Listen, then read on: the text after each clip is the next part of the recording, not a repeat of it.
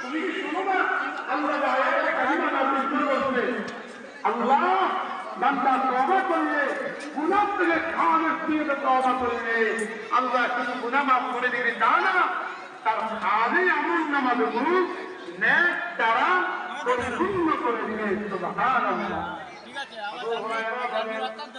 এই কথা শোনার পরে আমি দৌড়াইয়া চলে গেলাম মহিলার বাড়িতে। মহিলাকে ডেকে ডেকে বললাম, ও মহিলা শোনাও, ও মহিলা শোনো, আল্লাহর হাবিব বলেছে যদি তুমি খাঁটি দিলে খাঁটি মনে যদি তওবা করো আল্লাহ তোমার সব গুনাহ মাফ করে দিবে সুবহানাল্লাহ। মহিলা এই কথা শোনার সঙ্গে সঙ্গে